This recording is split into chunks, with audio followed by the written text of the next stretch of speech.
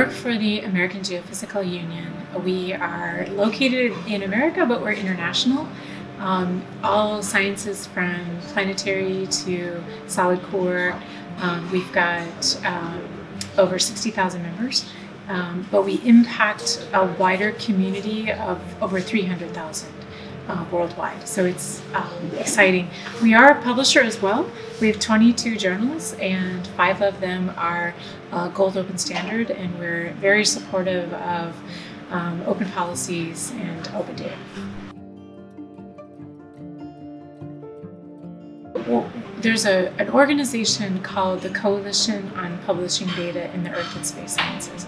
And it was started as an international effort bringing together the publishers within that community. So it included Nature and Science and Elsevier and PLOS and many more, as well as Wiley, who helps us with our own journals, and the repository community. And they implemented a statement of commitment over multiple meetings coming together that they'll handle data as a first-class research product. But at the time, not all of the elements were in place to actually do that consistently for all of those stakeholders.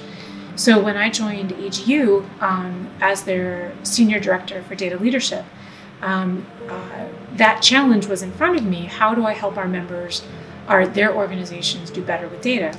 The piece of the puzzle that connects the publication to the repository is the citation. And more specifically, the persistent identifier that's assigned to the data set and referenced within the publication. So everything that has to do with making sure that the repositories are supporting persistent identifiers, good metadata, landing pages, and a recommended citation for the data set for domain, institutional, and general repositories, that had to be considered. And then, and we were using the term FAIR as well. It was brand new in the Nature paper in 2016, and that's when we kicked off the proposal for the project, and it was approved in 2017. We called it Enabling Fair Data. We didn't hit all the elements of FAIR. We mostly hit F and A and a tiny bit of R, but we used it to help people realize they were moving towards a bigger picture. Also citation, making sure that they are capturing it, requiring it, capturing it, the data that is at a repository that can support this connection. It's being coded correctly, so we're heading into some very specific publisher challenges, but and at the time there was a working group developing common publisher framework policy. That connection between the persistent identifier for the publication and the persistent identifier for data, SCOLIX, which was also developed through RDA, was critical for it. So the repositories, we were recommending Core Trust Seal to help meet a certain criteria of standard for the repositories.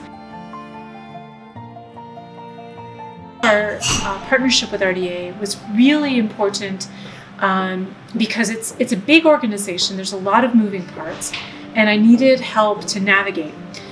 Our goals were we would not build anything new. We would adopt everything, and we would do it very fast, 18 months.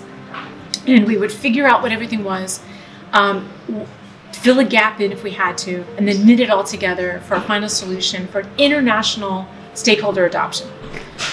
We did that exactly. That's exactly what happened. And there were all kinds of challenges, but the key thing here is the RDA products were ready to go. They were vetted by an international community. We had a commitment statement based on stakeholders. What is it we were trying to do for each stakeholder? What did it mean to commit to this project, be a signatory, and then implement what we were asking? You couldn't just be a signatory. You had to have an implementation plan. Publishers can't implement a policy without impacting all their journals. We were asking for the Earth, Space, and Environmental journals because our data is fairly easy to be open, and now we want a documentation and this connection to our repository. So we had the best shot of making that happen. About more than 90%, 95% of the data associated with a research paper can be open and fair, easy. We don't have a lot of the health restrictions and personal identification restrictions. The value of RDA, just saying that up front, it was so important for us to partner. We became an organizational assembly member because we wanted, and that we're invested now in RDA continuing, continued products coming out, because we didn't solve all the problems. We still need products to come and be adopted to make this easier for everyone.